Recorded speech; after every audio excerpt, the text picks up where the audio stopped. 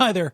I would like to open up with two things here. First off, a plug for the Patreon. If you would like to support this show, consider going to patreon.com/Duckfeed.tv. It helps out an awful lot. Second off, I believe we don't say this during the episode, but it's really important. In terms of things introduced in the Talisman, this is huge. This is the first time I believe we are introduced to the white, the force, the greater universal force for good in the multiverse here. So worth saying, although it plays just a minor role at the end, just want to be complete. Okay, here we go.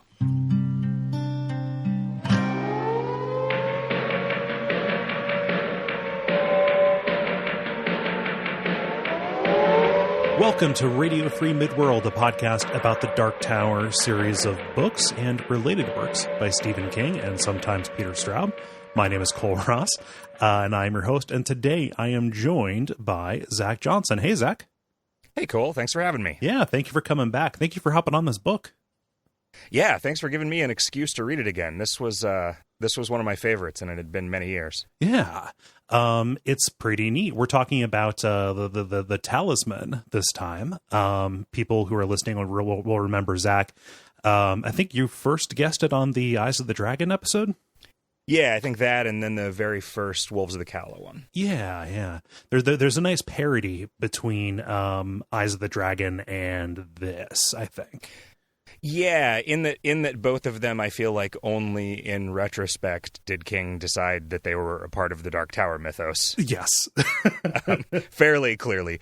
I had spent a little bit of time trying to track this down, but I could have sworn that 20 years ago I read in an interview him explicitly saying that this does not take place in the Dark Tower universe, but then Black House came out, which was the sequel to this, that explicitly is tied into it. Yes.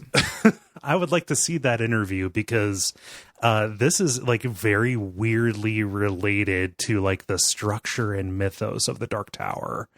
And obviously he had written, the Gunslinger well before this. Yeah, it's really strange. I remember for around this period of time, like when I was growing up, this book came out when I was 8, and my dad was buying every Stephen King book as it was written. But in the list of previously by Stephen King, there was always The Gunslinger, and that was one that he could just never find. Mm-hmm. And it was the 80s, so if you didn't know something, you just had to keep not knowing it. Like you couldn't. I mean, I guess he could have like asked about it at a bookstore, and they could have looked it up on some kind of old DOS terminal database or something. But in rereading this, it felt like this kind of greatest hits pastiche of Stephen King tropes. But then every time I went to actually look one of them up, this predated whatever book I recognized it from. And so this just must have been where he wrote all of his good ideas down the first time. Yeah. Like this feels like a sketch of a bunch of stuff. And if you look at like his career, like, kind of immediately prior to this, he was doing what, like The Shining, and The Stand. And like Christine and I guess Christine was a little earlier than Christine and Carrie and the more just like straight up horror ones. But yeah. But this this kind of weird, just parallel universes, psychedelic approach to medieval stuff and modern stuff kind of clashing. Yeah, like that is Dark Tower all over the place, and it's really surprising to see how prominently it's laid out here. And I don't know, I think it's potentially notable that this came out and was maybe conceived of after The Gunslinger, but before anything else. And like, I'm not sure that I believe that The Gunslinger was always meant to be the start of a saga. Right. It kind of had that like nice Twilight Zone ending where it's like, oh wow, man, like what if our solar system was just like an atom in a blade of grass on some giant alien world, man? And like that was the idea of it, and it was, it was evocative and cool, but it did I guess The Gunslinger had the moving between worlds stuff. Right. But only a little bit of it, and it always felt like he just decided later on, oh, maybe I could turn this into a career-spanning epic. Yeah, like maybe this is the saga that I'm going to hang my hat on and draw everything into. It's a little bit muddied because the account that we get of this is just in Song of Susanna in the author's note at the end. But that's like incredibly fictionalized, and it's difficult to kind of suss out how much truth is in that. How much he had just kind of let that lay fallow and then came back to it later. Yeah, and it's also hard to remember your own motivations even 5 years on, much less 30 years on. Yes. So yeah. But yeah, anyway, this book has a ton of very, very similar imagery. It evokes the T.S. Eliot poem, The Wastelands, that is constantly evoked in The Wastelands. Yeah. Yeah, a lot of similarities. Mm-hmm. The kind of evil building sort of phenomenon from there, the importance of a key. Mm-hmm. It's a key being important. that can't be a coincidence. Yeah, well, wait a minute. A key that opens a particular door. Wait a minute. What kind of crazy idea is that? Okay, whoa. Where do you come up with these ideas, King? Yeah. So you said you really enjoyed this kind of back in the day. Is this the second time you've read it? I bet so. I'll get to this when we get to the Sunlight School. But my dad had shown me a passage of it that he particularly liked when I was a kid, and it was one that gave me absolutely no idea what it was about or any indication that it would be one of my favorite Stephen King books when I chose to read it. So I didn't read it until I was in my 20s. Mm-hmm. I took it on a trip to Mexico to have something to read on the beach, and it was one of only 2 books in my life that when I finished it, I just immediately turned back to the first page and started reading it again. Oh, nice. And read it a second time right then. Yeah. So yeah, I came to it, I don't know, 12, 15 years after it was written, but yeah, always like that. I'm sure I've read it again a time or two in the meantime. I didn't already own it on Kindle, so I bet it wasn't in the last like 10 years, but yeah. I did. The way that I research for the show is I listen to an audiobook and then I go back through and highlight passages and stuff. I didn't have this on Kindle. I finished this pretty close to when we recorded. Yeah, so a lot of this stuff is still. This is my first time having encountered this. Crazy! That's great. Yeah, I'd never read this before, and Black House is the last of the books for this that I haven't read yet. Like the last of the books for the show that we're gonna cover, and I think that I just had always been a little bit intimidated by the idea of stepping into this new thing that was co-written by somebody else. Yeah, I really wonder, did you track any information down about what that collaboration looked like? Because I sure can't tell. Yeah, I couldn't find anything that said like, hey, this is how we split the duties. Like, was Peter Straub kind of in on like the concepting and like the rough planning, and because like a lot of the prose is incredibly Stephen King, and even the tropes that it deals with, are very Kingy, right? And I did notice in this though a few times where, and this could also just be like me being older and having read more and written more, but there were times in this where I was like, man, you really didn't need to use the same adjective 3 times in one sentence there. Like there were just a few little places like that where I'm like, come on, you're better than that, Steve. Yeah. And I kind of made me wonder, well, maybe those were the Straub parts. And also there were some kind of weird like continuity glitches. The only one notable one that I can think of where it's like, this seems like something that maybe slipped through the cracks if they were alternating chapters or maybe they were just like exquisite corpsing every word. This took decades to complete. It's a wonder it makes any sense at all. Since this is a podcast for dorks by dorks, what was the continuity error that you noticed? There's when he's leaving the Sunlight School, he just steals a bunch of money from the guy there, and then in the next chapter he's broke again, like he was in the previous chapter, and it just doesn't mention it at all. Oh, maybe he blew it on the ponies. That's probably true. Yeah, it did mention a horse track on the way out of town, so maybe they were just trying to spare us that all the that thing that would heartbreak make the it. character less sympathetic. Yeah. Yeah. Cool. Well, let's get into it, because there's a lot that happens here.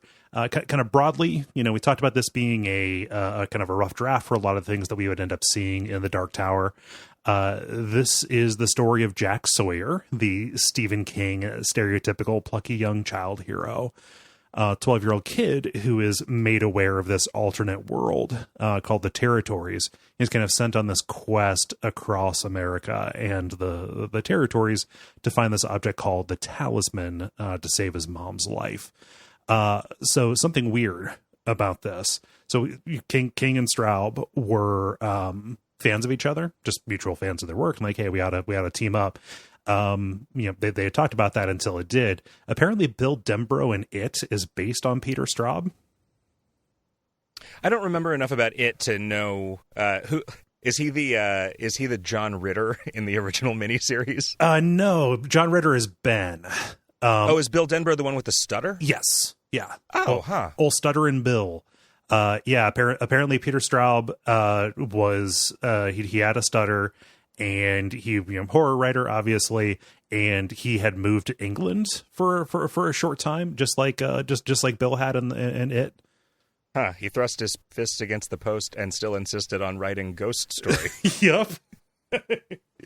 Yeah. So I thought that was cute. That's fascinating. There's a sequel to this book called Black House that's going to be covered later in season 7. I'd intended to do these next to each other, but it's really big. That is more related to the Dark Tower. And actually that is the first time that we hear about Crimson King's plan to use breakers to bring down the tower.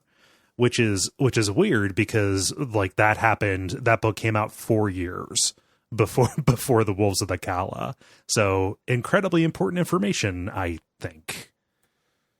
Yeah, and that one was also co-written by Straub, which it seems like a weird. Mm-hmm. It's like you're going to introduce the sort of what becomes the central plot point of the entire back half of the series in a thing that you're sharing duty with somebody. That's. Yeah, it seems like a gamble. And, unless they had here's an arrangement where, look, I'm going to write the story and you're going to just write some of the prose. Yeah. Maybe, but who knows? It is very hard to tell. Like I couldn't point to a sentence of this book and tell you for sure that Stephen King didn't write it. Yes. The big difference, and this is something that I just noticed, and it almost felt like a writing exercise, like in a class. Did you notice how just forward the description of smell was in this compared to like any other Stephen King book? Yeah, I guess so. I hadn't really placed it, but yeah, I mean, it kind of makes sense based on who the characters are and where they're going between or whatever. But it also, maybe, I don't know where Peter Straub lived before, but maybe moving out to the country. From some city in America, moving to the country in England made that forefront in his mind or something. That's possible.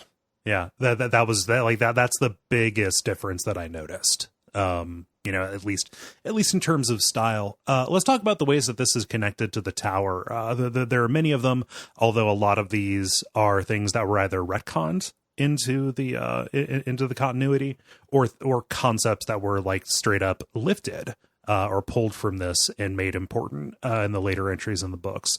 So Twinners, we talked about the idea that, different people exist in different worlds who are very similar and have kind of connected fates. See in Song of Susanna, the handshake of the Manny and, the crazy street preacher guy, Harrigan, are explicitly called out to be Twinners. And they refer to them as Twinners, and this is the book where that word appears, right? Yes. This is the book where that concept and then kind of the mechanics of them sharing fates come through. So the idea that, say, Eddie is a twinner of Cuthbert, is kind of brought in as well. So uncharitably, you could say that, any given writer, tends to lean on particular kinds of people or concepts, draws from a limited pool. And when you're as prolific as you are, you're going to make things that are really similar. And this is a way to kind of hang a hat, put a hat on that idea.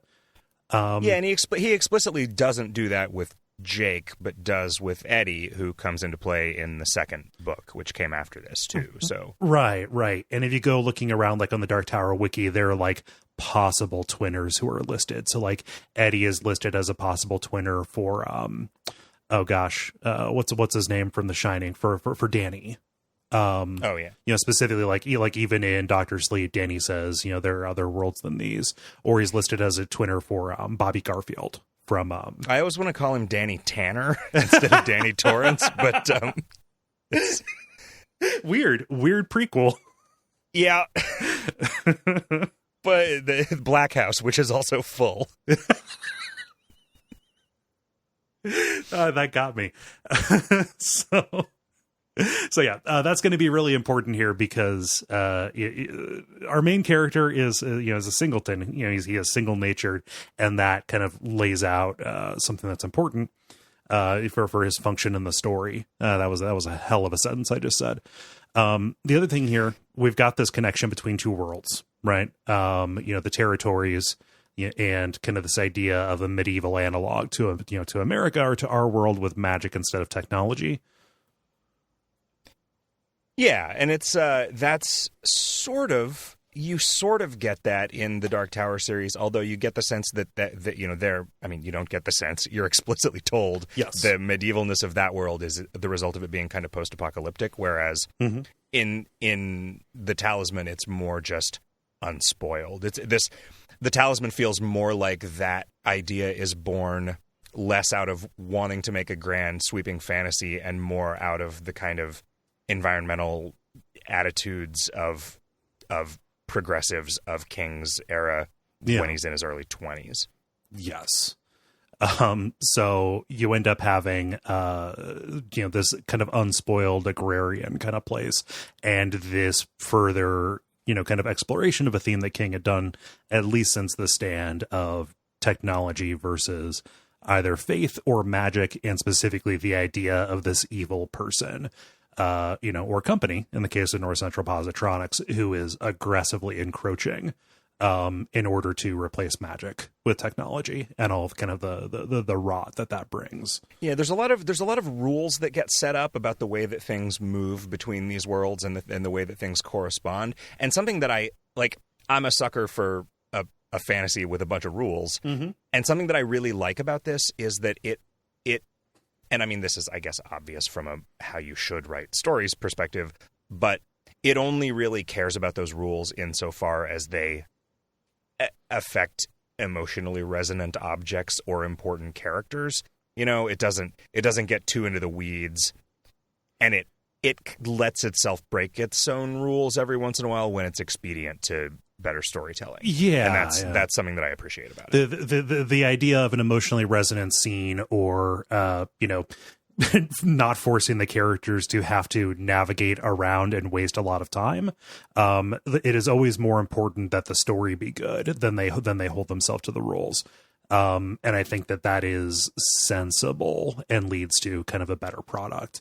It's weird. They used sort of this teleportation as a Deus Ex Machina so many times that it strains credulity, but at the same time it's like, well, they could have added a paragraph about then how they hitchhiked another couple days, but what would that have achieved? Yeah. I mean, just the teleportation, everything makes sense if you just think, all right, the teleportation works and it's powered by plot. Like it will just deposit you into some place that is similar to where you were, but brings you, forward through the story, which makes a good amount of sense. And it even sets up these rules to show kind of how menacing it is when characters break it. So like when Sloat is breaking through between the worlds, like the nature of the way different people get back and forth actually kind of lends to their character a little bit. So, Jack just pops in and out because he's not because he's single natured. Other people, they just inhabit different bodies. Sloat, the antagonist of this, he can just like straight up break through the sky. Yeah, I didn't exactly understand that was one of the things where I felt like it was like, we're not really paying attention to our rules here, because it some of the time he just sort of appears inhabiting his twinner, and yet some of the time it feels like he's able to like actually just come out of a hole and be the twinner, but still, has America behind him. Yeah, in the window. Didn't really. And there's kind of this there's this a little recollection he has that's kind of evocative of the Jaunt, where it was like one time he switched across when he was on a business trip to Japan, but he was so far away from his twinner that it took a really long time for his consciousness to land in the other guy, which was a cool idea. Yeah. I don't know if this was pre-Jaunt or the Jaunt feels like it was written before that. Yeah, the Jaunt feels like it was something that was like collected in Skeleton Crew, I think. Yeah.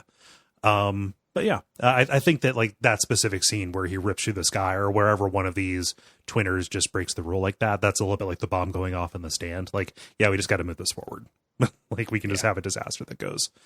Along with that, this is another book where the idea of thinnies is kind of explored. Places where reality is thin between one world and the next, specifically around the Black Hotel, but there are a couple of places throughout where things just kind of tend to bleed, and they're explicitly called thin places in reality. So along with the Mist, this predated Wizard and Glass, but he had been playing around with this before. Are there specifically, you might know this from the Monster in My Podcast stuff, is the idea of a like localized geographic incursion of another world onto this one sort of as an accident or just kind of as weather, does that come from any specific thing in Lovecraft, or does it just like seem like the kind of idea he would have had? It seems like the kind of idea that he would have had. I think the closest analog that you have is like the Dreamlands. But that is like places where you go deep enough that you can travel there physically, as opposed to, through sleep and the 77 stairs and things like that. So there are places like the Lang Plateau that kind of form into the land of Lang, adjacent to the Dreamlands. But yeah, so I think that that's kind of from that, but I have no idea if Lovecraft himself was even pulling from like, further, more transcendental ideas, or even from like Christianity. I just don't have the basis for it. It's such a powerful idea. Just that like, whoops, another world is here now. Yep. Like, oh yeah, this, things fall through. Like you hear about that like in seances or like mysticism, right? Like, oh, I'm just going to pull a bullshit example. The Druids congregated here because this is where the veil is thinner. Like this is where they can, commune with intersection of ley lines means that this area is closer to its equivalent in like the fairy kingdom or whatever. Yeah. Or the idea that like in, Mexican folklore, Day of the Dead is kind of the time of year when the barrier between the living world and the world of the dead is thinnest. So they can visit each other, by going and decorating the graves and stuff. Yeah. Those feel like examples to me. I don't know. I haven't thought about it very deeply. That was a list of things. Yeah. Yeah. So, all of this, these kind of things are a little bit smoothed over by the fact that by the time King put out Black House and he had a little bit of an idea of the way that this was going to put together, he basically just said, yeah, Black House, the territories are either adjacent to or part of All World, or it's another level on the tower. Like this is, just like any of the other levels of the tower that he would have written about in different stories like It or, 11/22/63, things like that. It's sort of a wizard did it at this point because a thing that is the nexus of all possible worlds. Well, any given one, it's in there. It sounds powerful to me. And his description of the talisman and even Jack's encounter with it is just very much like the vision that Walter shared with Roland in the Palaver. Even specifically mentioning a blade of grass. Right.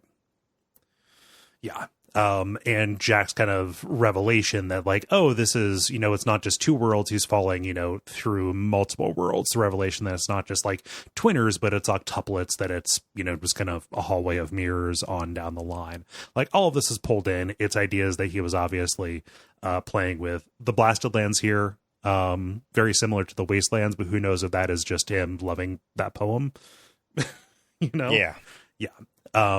There's stuff like on the wikis and on Stephen King's website that says that the territories were mentioned in the Wastelands. I couldn't go back through and like check. I did a search on Kindle. I just did a search in the ebook, and it's like all that I pulled back was a single sentence that Calvin Tower used when he was like joking with Jake about him being a cowboy. Huh. Yeah. So I don't know. I don't want to regurgitate a piece of like wiki fluff that may just be out of line. I don't know if like at some point, if they had gone just a little bit further, they would have passed under the tracks of Blame the Mono or something like that. But yeah, I wish I could have found that interview that I swear I remember reading where King just said it wasn't meant to have been there. Because I would have found that after The Wastelands came out for sure. Oh yeah. When people said, "Wow, this is really similar to," and he's like, "No, it's different stuff." Yeah. Let's kind of get into the book itself and talk about some of the events here. Just like any of these full book episodes, we're going to go a little bit quickly. We're going to gloss over stuff just because this has to be, a reasonably length episode. Complete in finite time. Yeah. Yes. So part 1 is called Jack Lights Out. And it, we've got this kind of really dismal scene of this kid who has no structure in his life. This 12-year-old with his mom on the run, and he doesn't really know why. At this hotel after the tourist season is done, the tourist season that King writes about, like everybody knows what it is. Yeah, it reminded me of like the like sad version of the beginning of the Karate Kid. Yeah, that's pretty good. Yeah, but he's with his mom. Like she had, they had kind of left New York to escape harassment from this Morgan Sloat. That's a villain name if I ever heard it. Yep. Yeah. He just doesn't sound. There's nothing you can do with that name to not have it just be. It's like Jabba the Hutt. Yeah, like that Jabba the Hutt is not going to be your friend. Yes. Noted philanthropist Dracula. But yeah, like just she's getting these calls. She is his mom is this kind of former B movie star, who used to be kind of really big, just really big in the scene, the Queen of the Bees they called her. And Jack's dad was her talent agent. They've got this connection to this, to this business back in Hollywood. And I love the idea that there is this parallel. The twinner of the kingdom of the territories is just this talent agency that also buys some land. Like they're trying to get a hold of. It's really strange. But again, it's plot expedient. That's true. Yeah, so it's Morgan Sloat is Jack's dad's former business partner at the talent agency from before he. We know that Phil Sawyer, Jack's dad, is dead at this point, right? Yes, yeah, he's not in the picture. Like it's around this point too where they're talking about like one of the instigating instances. They hear about the death of another quote uncle that they had. Somebody who was run down in a car, like a hippie car, that had Wild Child written on the side of it. That was driven by somebody from the territories or some of the twinners is what we find out later on. And I think that it is referred to that like, first it was Jack's dad, first it was Phil, and then all these other people who are kind of around Sloat, keep on dropping like flies. And Sloat is trying to get Jack's mom to sign some papers that will presumably give him a controlling interest in the company and the land that he needs. Yes. To enact his sinister plans. Yeah. Just the resources and control to, bring even more of this technology over to the territories in order to dominate it and exploit it for resources. And just generally be evil. All that. Oh no, Sloat is just real like monomaniac.txt. Like it's his goal is literally to be the king of the world, and that is what he is trying to do throughout the book. I think they do an admirable job of at least trying to close the distance between how grandiose that idea is and just kind of Morgan Sloat himself. like just by giving him, just a little bit, explaining his deficiencies in a way that doesn't so much make you feel sympathetic, but you can say, yeah, like he's just this guy who wanted to be in show business but didn't have the talent. He is this guy who people just generally ignore, even though he's this schemer who just really fucks people over. And also like physically, like he's a kind of a dumpy, I get like a George Costanza kind of vibe out of his description. Yeah, that's how I always pictured him. Yeah. So not a good guy, and is, trying to squeeze Jack and Lily out of this. And Lily's got, other stuff going on. She's sick. Jack knows this, at least on some level, but he doesn't, it's not confirmed for him until he meets Speedy Parker, pulled from the Stephen King bag of tropes, the magical black person. Yep. Yeah. Talks in the thick patois. We're just gonna have to go with it. When I was listening to this, I was like, oh, they're gonna do this again. This is like The Shining. This is the groundskeeper in The Shining. Yeah, I can't picture anything other than exactly that guy from the Shining movie. Yeah, Scatman Crothers. Yeah. Yeah. But Speedy Parker is this, he's like a handyman, former bluesman kind of guy. And, when Jack is kind of walking around this closing down amusement park, he calls Jack by the nickname that his dad used to use, Travelin' Jack. And this is enough to not just get Jack to go into Speedy's shack, but also to get him to drink Speedy's wine. Yeah, some of his what did Michael Jackson call the Jesus juice. The Jesus juice. Yeah. No, it's called Speedy's Magic Juice. Because Speedy has wonderful tales that kind of jibe with Jack's experience, right? Jack used to have these powerful daydreams, and he, just kind of has this sense that he, goes places, and his mom even gets worried, like they know about this.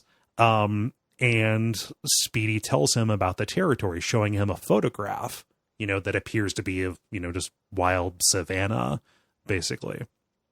And over the course of this interaction, Speedy lays out the quest, basically saying like, yeah, your mom is sick. There's a way to help her. And by doing that, you are also going to save the Queen of the Territories, Laura Deloesian, a twinner of your mother. And in order to convince him that this is true, he gives him a sip of the juice, and Jack flips over. And he's kind of stuck there for a little while. Like he gets there, and it's a little treacherous, and it's weird seeing how, like, he seems to go through this kind of rising to the occasion hero's journey thing very, very quickly. Yes, because it's not long after this that he's like really kind of in charge of the situation, even though a bunch of bad stuff still happens to him. He gets there and he's scared because it's just this crazy different world, and he's kind of not supposed to be there, and they can tell he's not from there. It rocks his sense of reality. Fortunately, I don't think he interacts with anybody on this first go, but like he eats a bunch of food and just gets kind of used to this. And we're introduced to some of the mechanics of how this works. Like he walks 500 feet in one direction, and when he flips back, he's like a mile and a half down the road. Oh yeah, I'd forgotten about the little first trip. Yeah. And also he's wearing different clothes when he gets there. Yes. He notices that his clothes have been replaced with medieval equivalents of his clothes. Yes. And also he thinks and speaks in a different language, but it is still discernible to him. Like he understands it in his head as English, but that gets around the, wow, how do you know my slang and stuff? There's an instant kind of translation that goes on. And Speedy Parker, like he's a twinner as well. He pretty much says like, yeah, so old Bloat or Stoat or whatever his name is, he's got a twinner over there, Morganavorus. I've got mine, Parkus, somewhere down there. There are people who are going to try to stop you because what you're doing is important. I kind of hate that Speedy Parker's twinner's name is Parkas. Yeah. It's just like, that was like, okay, so, haha, what's your real idea for what we should call this guy? Like, we're just gonna go with the first one.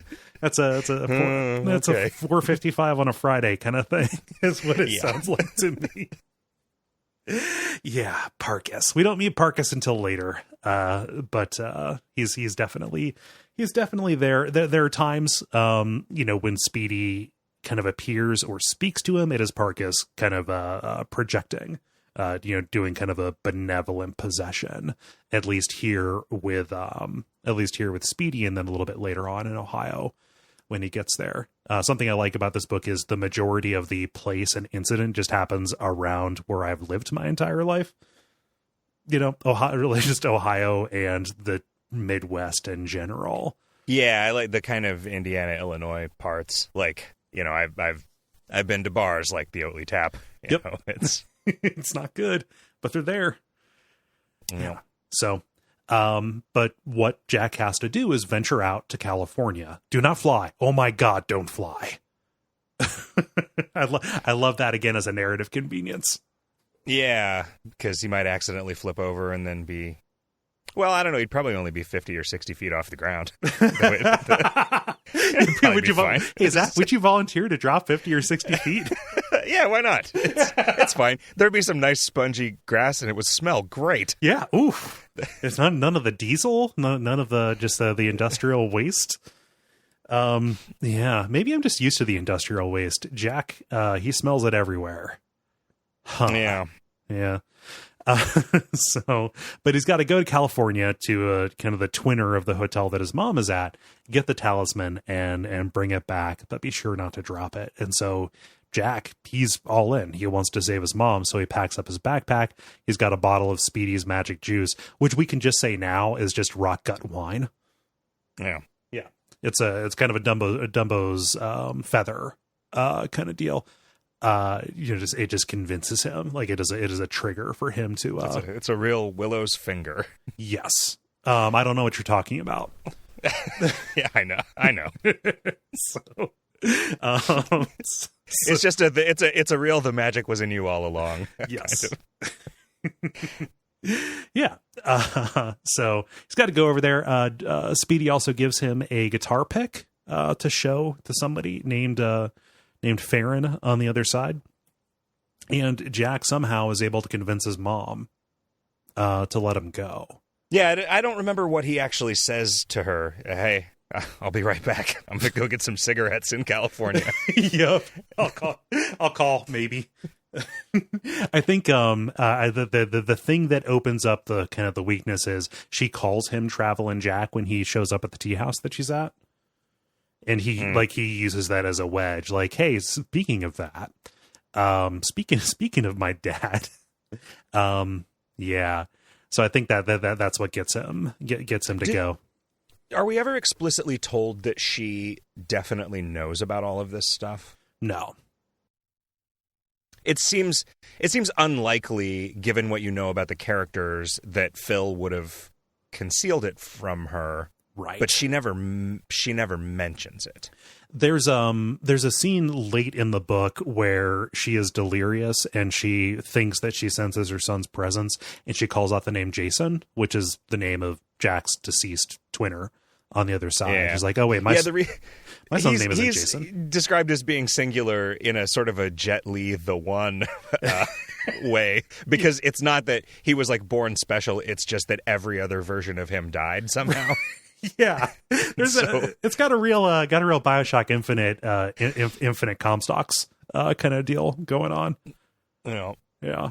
Which I guess if it, when it is revealed that there are not just these two worlds but a sort of infinitude multiverse, that's a real coincidence for all of them to be infinity -1 Jacks are dead and he's the only one that's still alive, and that's how he's able to move around. How crazy would it be if like Morgan pointed his key at him and like he all of a sudden just experienced at once each of those deaths? Oof. I don't know. I don't mean take a while. I don't so appendixes A through J are I don't mean to punch up Stephen King's work, but yeah. I don't know. I do that all the time. But yeah, this ends. These were written a long time ago. People have had a lot better ideas since then. True. Yeah. Something that I like about this, and it's just something you're not going to get. The idea of a kid setting out across a country without a cell phone makes him feel much more isolated than any other kid would be if they did the same thing today. Yeah, it's weird because it would be so much safer for a 12-year-old to get from the East Coast to California by himself now than it was in the 80s, but no one would ever dream of letting them do it because it would be unconscionable, even though it would be way easier. And they would be way less likely to have something bad happen to them. Yeah. I also feel like today, who knows? Maybe this is just me placing primacy on the stranger danger that I have experienced growing up in the early 90s and, all of that, just like looking at how sheltered kids are today with their participation trophies. No, it was just like the idea of a kid standing by the side of a road with his thumb out, like it just doesn't seem like anybody would participate in that. Like, sure, I will pick you up and take you to the police, maybe. Yeah. I don't know. I mean, when I was in high school, I had friends that would still occasionally hitchhike places, but like. Yeah, boy, I never see hitchhikers on the interstate anymore. No. And I used to all the time. Yeah. I just don't think it's the done thing. Yeah. No. But it does lend like just the idea of getting across America as a kid like this, disconnected from everybody else, does kind of recontextualize the countryside a little bit more and make it feel foreign and dangerous. In a way that it doesn't when you're just zipping by on your own steam in a car you own. Yeah, and big. Yes. That's, I guess if you think about it, Uber is kind of like, the big corporations have just taken over hitchhiking and found a way to make profit off of it. They've disrupted hitchhiking. So occasionally we get these interludes with Sloat getting descriptions. Kind of the establishing moment for him is the anecdote about how he just made life hell for a Chinese family that owned a storefront in one of the buildings that he owned. So he's somebody who takes things into his own hands, although he never does the killing himself. One of the things that he benefited from by connecting with the territories by Jack just kind of foolishly and showing no insight into other people's characters. Not Jack, Phil, showing no insight into Morgan's character, shows him all of this infinite potential. Like, hey, I'm gonna give you access to all these resources and these people who will kill for you. Yeah, you're gonna get a whole army of werewolf mercenaries to do whatever you want. And this takes us to the Road of Trials. Part 2 and part 3 are kind of the extended road trip section of this. Starting when Jack flips over to the Queen's Pavilion and meets this guard Farron, at the territories version of the hotel that his mom is at. The guitar pick is now, like Jack calls it a shark's tooth. This is a dragon's tooth, right, Zach? I don't know. Yeah.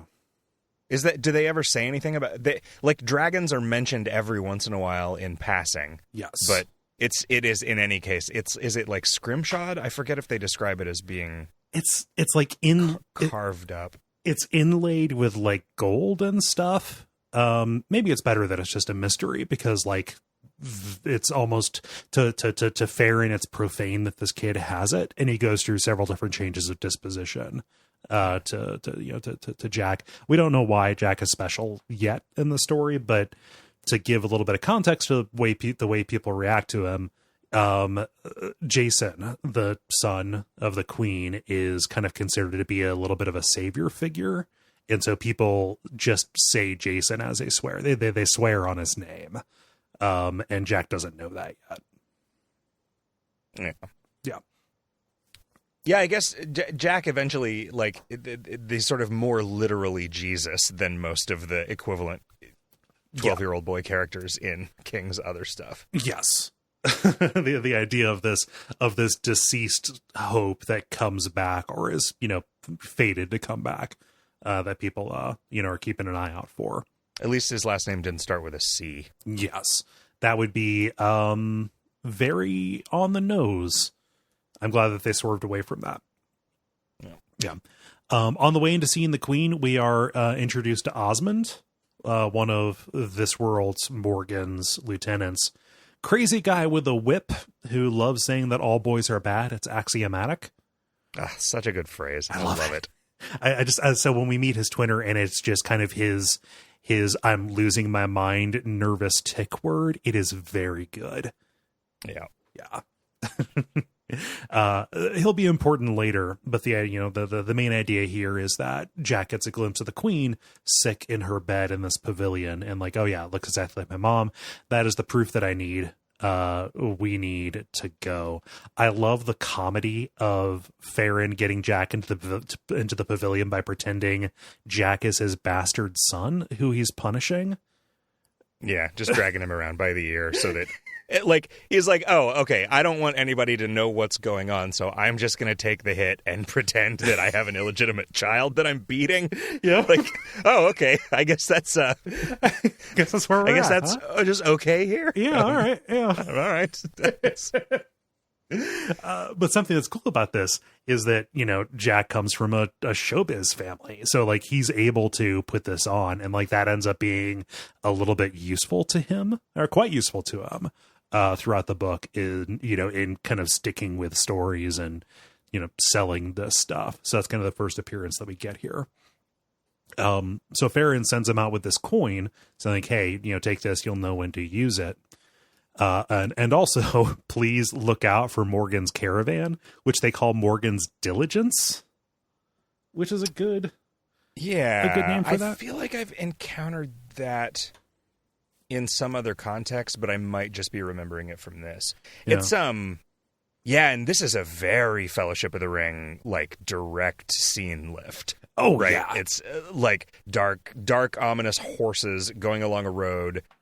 The main character hiding in the woods, waiting for it to go past. Nazgul AF. Yep. The person just kind of looking, and it seems like they see him, but they don't, and they pass on. It's really funny because King straight up says, or said when he was talking about The Stand, oh yeah, The Stand was my attempt to write the Lord of the Rings. Adapt that to America. And then he just turned around and did this. And then he turned around and tried to do it with the Dark Tower too. Yeah, he had kind of talked about doing it with the Gunslinger too, because It was more, Stephen King would have been pretty young when in 68 or 69, when Lord of the Rings really hit hard in America. With hippies. Yeah. Right. I forget when. Do you remember when Stephen King was born? I think he was born in 48. He would have been 10 in 58. Yeah. Okay. Yeah. So yeah. But yeah, it's he does seem to have, and I never really picked this up until I read him saying it, although this is just, there are so many direct scenes. At the end with the water suddenly surging up to stop the bad guys from doing what they need to do and that kind of thing. There's a bunch of just very, very direct, just ripped off things from the Lord of the Rings, not even homages. Yeah. It's kind of oh yeah, that totally worked there. Let's just use that. No need to reinvent the wheel. And then also one from Raiders of the Lost Ark. Yep. Let's say that was Peter Straub. I'm just gonna. Is it very? Just a very Chris Farley popping in to say, "Hey, remember at the end of Raiders of the Lost Ark when I'm just picturing Susie being I don't know, Pete. I think people are gonna know. Oh, they won't know. Let's just do it. It's an enduring image. Waxy skin melting off until all that's left is a skull. That could be anything. It's an enduring image. It's old as time. It's man versus man, man versus society, man versus rapidly dwindling skin on his face. Yep. Oh man. So Jack is hiding out from Morgan of Orris, kind of this heavy metal warlord that is over here. He's almost killed by a bunch of again, they just cite ents, oh, that these are bad ents, these carnivorous trees that go after him and wrap him up. And he flips. There's also specifically that in Fellowship of the Ring too, isn't there? Like there's the willow that starts to suck him up, and then Tom. I don't think it's in the movie because that's where like Tom Bombadil comes to save them. Yeah, and I think they took that entire part out, but it's literally just like roots snaking across the ground and wrapping around hobbit legs. Yeah, it's like I think that happens with Tom Bombadil, and he's like, oh yeah, keep an eye out for Strider. He's in these parts, and watch out for the short sword that'll glow. Like, yeah, I think that absolutely. Wow. Huh. I don't know how to feel about that, actually. Yeah, because they're just right next to each other. Uh-huh. It's I can't say that it works any more or less for me here than it did there. No, and they're clearly not like trying to pull one over on us, but again, it just kind of feels like hey, remember Lord of the Rings? Yeah, a little bit. But like not even trying to launder it through all text is just discovered pieces of other realities like the Dark Tower would do. Like if this was part of the Dark Tower, Eddie would say, "Oh my gosh, it's just like the Lord of the Rings tapes I would listen to when I was high." And he mentions Lord of the Rings once when he's describing the kind of thing that Richard Sloat would not read. Mm-hmm. And also the in the movies, Ralph Bakshi's Lord of the Rings movie is playing. Yes. Yeah. I don't know. We can put a pin on that and kind of sum it up at the end. See how we feel about the direct lift. Yeah, it's right now though it feels incredibly blatant. But Jack is kind of shook by this. Like, okay, if the trees are going to eat me, I need to stay where I know what the trees can do. So he ends up trying to do most of this in our world where the distances are not constricted, right? Hitchhiking with a well-rehearsed story until he gets to just chooses by random. I'm going to go to this town called Oatley where I'm going to be trapped for a long time by a disreputable businessman. Yeah, he goes into a bar with a help wanted sign and ends up trapped there by a bunch of extremely abusive and abused people. Yes. Yeah. He refers to it as the pitcher plant. Like, oh, geez, that is a very good metaphor for this. A lot of ominous telephone stuff happens. Yeah. Boy, Stephen King is good at that, though. Yep. Just the idea of the spooky telephone call that is meaningful but could plausibly just be a mistake. Yeah, it's a real shame that in 50 years that is just going to read as nonsense because no one will have seen a telephone on a wall or on a desk, right? Forever. Yeah. But yeah, no, some real spooky stuff. Also, he is harried by this thing that he calls it the Elroy thing, like this just local cowboy mill worker who has, at times these glowing orange eyes that he recognizes from things that he has seen in the territories. Like at one point, he had seen like a vortex in the sand that had these eyes in the middle of it. Kind of reaching out, again, pulling out this idea of either Sauron or the Crimson King, any of these things, kind of looking at you and seeing you and reporting back. And all throughout these like second and third sections, he's remembering things from his childhood that correspond to the things that he's seeing, and like more and more of the story of what happened with his dad and the territories is coming to him. Yes. Yeah. So the inciting incident to get him out is he is attacked by the Elroy thing, which turns into like a weregoat in a bathroom in a really good scene. Yeah, it's real like explicitly rapey. Yes, yeah, and that's something we should probably talk about, or at least mention if somebody's going to go into this. Jack is really sexualized in this. They play on the fear of predation of young boys and young people quite a bit, either, in scenes like this, where there's a strong kind of like rapey undertone to it. And even on the road when he just has a sense for when he is picked up by, somebody who, has a less than wholesome interest in helping this boy get across the country. Yeah, and it's weird. There's an interlude where it says, well, but he's used to it because he did grow up in L.A. after all, and a nice-looking young boy in L.A. boys effectively gets harassed as much as a woman does. Yeah. And I couldn't tell where the woke meter was pointed there because it was like, well, like on the one hand, it's kind of an explicit acknowledgement of rape culture and how... Yeah, well, I mean, I guess how annoying it is. Yeah, but that's as far as it goes. But also, those gays sure do love to predate on young boys. Which, like, I don't know, dude. Like, yeah, that feels like an incredibly dated kind of boomer understanding of homosexuality. Yeah. And you just kind of the general defense, like when King writes a character who is really racist or, uses slurs or things like that, like the defense would be, oh, he's not saying that's a good person. In fact, he is using that to play up how bad they are. Like this is a code or this is a signal that people are supposed to kind of tune into. Like, okay, yep, I get it loud and clear.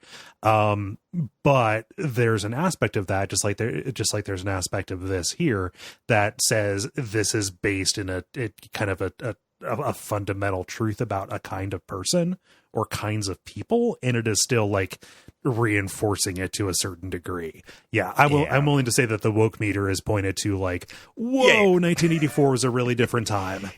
Yeah, but it was like, but what struck me was the actual like sort of acknowledgement of that being hard for women, which is not. Like a lot of things would not mention or recognize that, which was, I was like, well, okay. Yeah. Like, because I probably wouldn't have even bothered to talk about it on here if it hadn't had that element to it. Right. Which was, Yeah. So like maybe it's a little bit like it has taken some steps, but it is not out of yikes zone. Yeah, exactly. Yeah. And women in this book in general are not. They're mostly not there, I guess, is about the best you can say for. It's kind of striking, actually. It is mostly women who exist in trouble. In fact, I can only think of two notable ones. Well, yeah, exactly. And but one of them is the sort of like he beats me because he loves me, and the other one is the well, I'm dying. I guess I'll wait for my son to save me. Yeah. 2.5 because I think that his mom and her twinner only count for 0.75. I guess that's true. Yeah. And I guess you meet a couple of farmers' wives. True. Yeah. But not. I guess one of them gets a name, but I think she's just Mrs. Whatever. Like so. Yeah. There's the mom who he rides with. It's the mom of the family, and the dad kicks him out of the wagon. After he asks like, "Hey, are you on the run for political reasons?" They say like, "Yeah, well, you're on your own, buddy, because we are simple people. We don't want to get wrapped up in that." No, women are just kind of not present in this. So yeah, this is not necessarily the most forward-looking thing. I guess he used up all of his women in Carrie. Yep. For that, he only gets like 4 or 5 a decade. Yeah, he had to mortgage all of a decade's worth of women. It's like, fuck, why did I make Christine a girl? Oh man. But yeah, Jack is back in America, and kind of a long hitchhiking kind of sequence. This is where he runs into that family who kind of kicks him out. And he has kind of recollections, again, bringing out more people, remembering this disaster that happened to Jerry Bledsoe, this handyman who died in a horrible electrical fire that is very gruesomely described.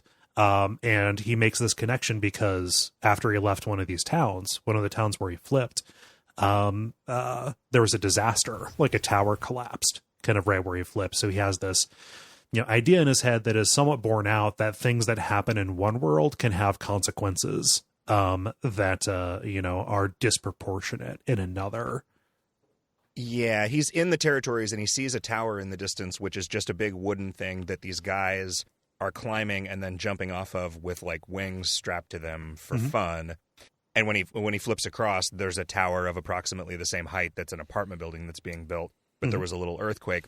And I had always interpreted this as if he actually did cause it, I thought that it had been because it describes him as just like absent-mindedly digging a hole and burying an apple core in it. Oh. And I interpreted it to be that was the thing that he did that caused the weird tremor that was near the tower. But I have no idea if that was the intention of the story. That was just how I always read it. Yeah, I didn't draw that connection. It's but really, it seems like every footfall would. That's the thing. It's like these rules are only evoked because it needed to motivate him to stay in the normal world for a long time. Yeah, Ellie, just every footstep would be a butterfly effect times a million, right? Like at one point we hear a conversation between Jack's dad and Sloat talking about like, hey, remember that skirmish that broke out, because we messed around with some stuff. Like, oh yeah, like it'd be difficult to call that a war because only 100 or so people died. Well, that happened on September something of 1939. Like, oh, so they caused World War II. Good job, guys. Yeah. I don't I don't know what to make of that, but that is kind of underlined here, that there are these consequences that go back and forth. However, with Jerry Bledsoe, it's also kind of implied that Morgan had set him up to get him out of the picture too. Let's talk about Wolf, Zach. Yeah, boy. Cole, I like you, but if Wolf told me to kill you, I would not even ask him to explain. I would just do it. Oh, no. And if you said, hey, I'm sorry, Wolf told me to kill you, I'd be like, all right, well, I'll dig a hole. I'll help you dig a hole so you can bury me just fine. Yeah, Wolf is very good. Yeah. So Wolf is this teen. He is a teen wolf. Yeah,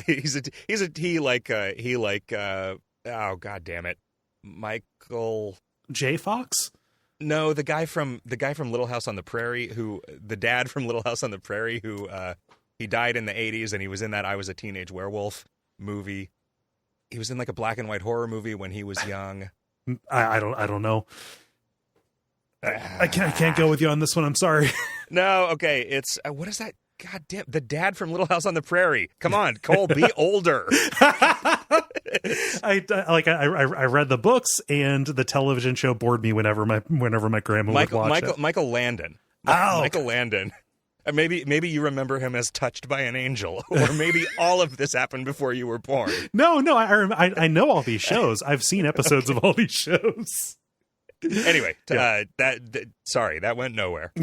It's fine.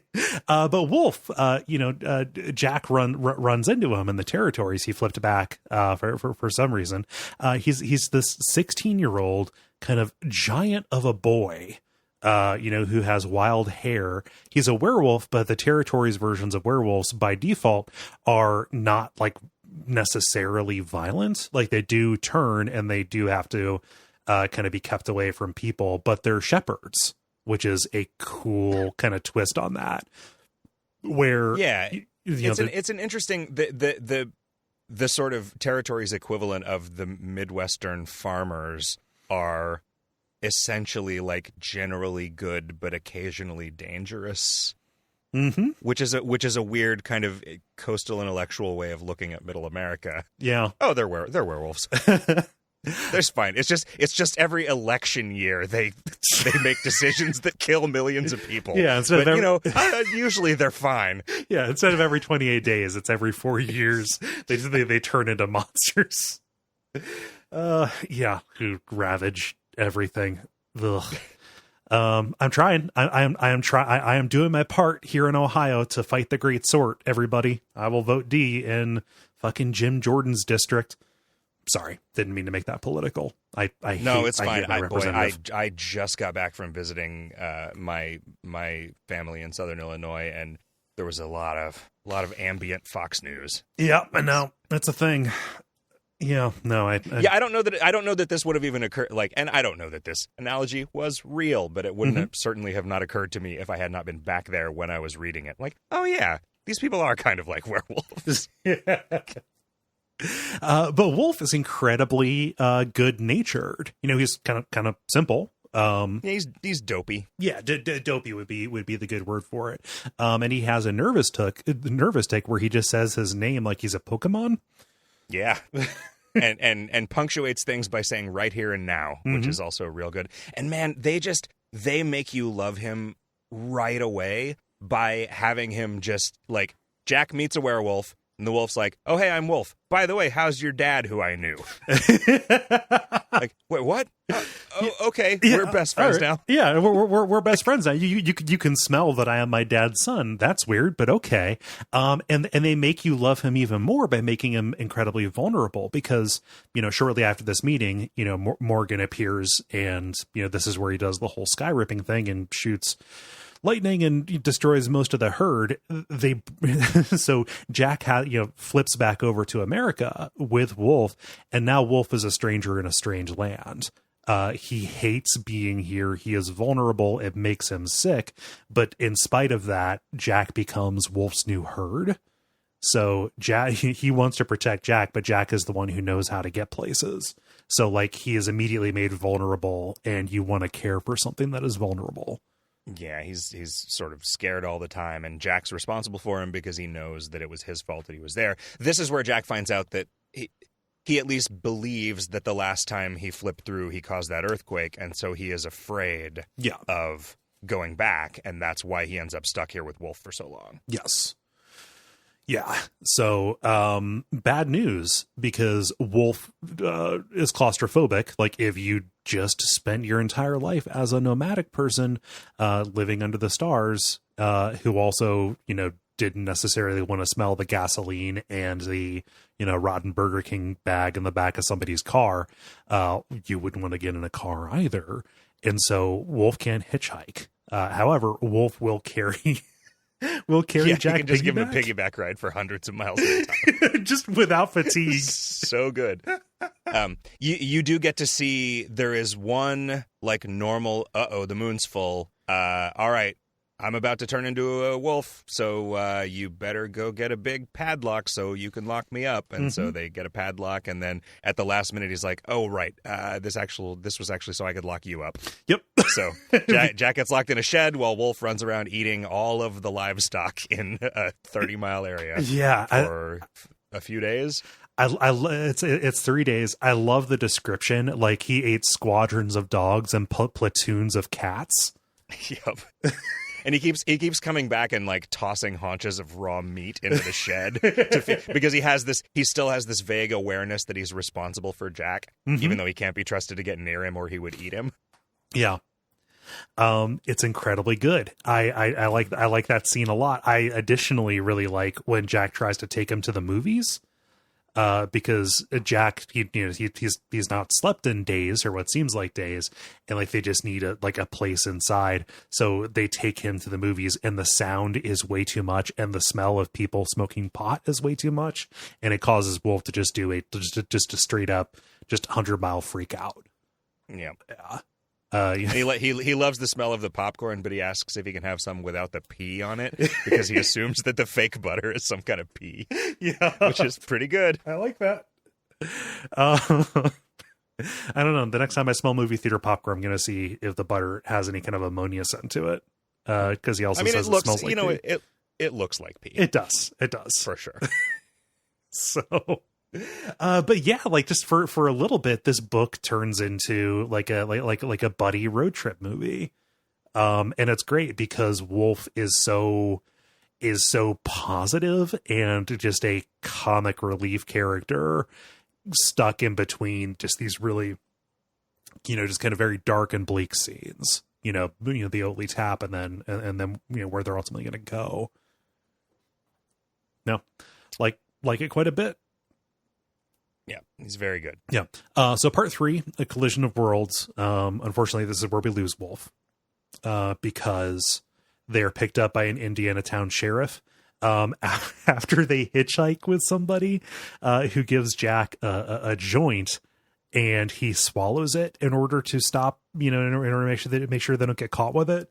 However, he is so high that they think that they're like, hey, we got to get this kid. into a place to take care of them. Oh yeah, we are corrupt and we're by this, just a horrible place called the Sunshine Home. So let's send them there because we get $20. Yeah, which was a kind of a televangelist's horrible chain gang camp. Yeah, for boys. Yeah, or who are basically brainwashed into loving being there. Yeah, straight up. I mean, the parallels between Sunlight Gardner and Jim Jones are, made explicitly in this, right? Yeah.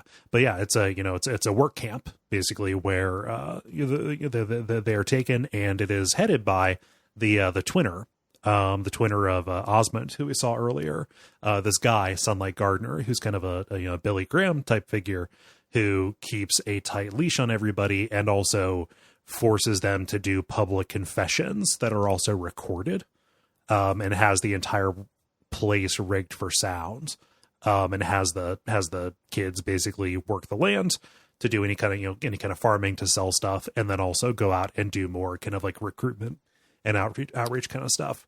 And this section of the book is basically just a prison movie. They get in there and they're the new fish. Yeah. And there's the scene that my dad had me read when the book came out, and I don't know, like, never in all of the years since have I understood why this of all of the paragraphs or 4 in this book.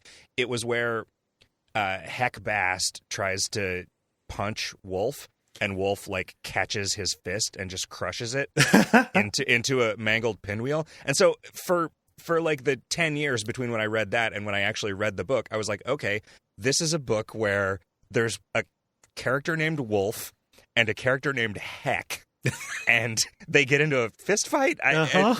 Like, what is this about? I have less of an idea than if I had read none of it. But it's an especially brutal scene too. Yeah, which I think it was just described very well and very viscerally, which is why. But he wasn't in the habit of just like, here, read the most violent passage of this thing where the whole book is a little bit past your age level. Yeah, it was just that I don't know what that was all about. Very strange. Yeah, Heck Bast is kind of one of the he's another inmate there basically, but he is kind of been appointed a leader. He's a crony of Sunlight Gardner's, and runs afoul of Wolf, and Wolf, they keep him there for 30 days, so it is enough time that he is going to be in danger of turning, and that's basically how this works out. There's a brief jaunt over to the territories as they try to escape, but the equivalent of the Sunlight Home in the territories is a big open pit mine, manned by just radioactively mutated werewolves and things like that. And guys wear just gargoyles, like Yes. straight up literal gargoyles, where he's like, oh, this is where this place right here in Indiana, in the territories, is where the gargoyle myth must have come from. Yeah, somebody saw these gargoyles. Huh. Yeah, Took it Went from the back to New World to France. the Old World. Yeah, yeah. They didn't have gargoyles until they're like tomatoes. Yeah. You think of them as being a thing they had in Europe. Yep. But Oh, the deadly nightshade and gargoyles. Yeah. Yep. Also, any of the kids who are a real problem, specifically the people who snitched on Sunlight Gardner to the news, are sent over to work in the radioactive mine as well. Like they confirm that like somebody that they liked at the camp who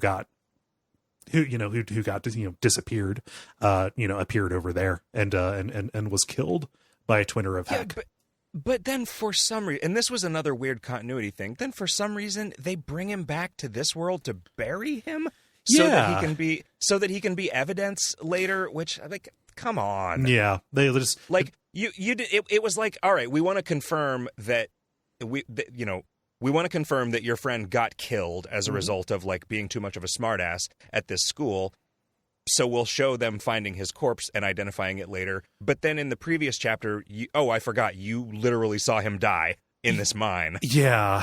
So we didn't need to do that, actually. That was another one of the continuity things that I was like, that feels not super on purpose. Yeah, that doesn't make any sense.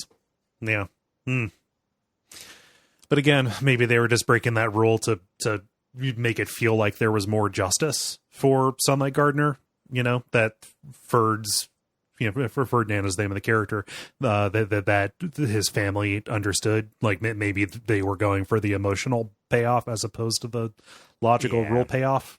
But they don't show, there's not like any because Ferd Janklow is that's a super good name. It's a good name, Ferd Janklow.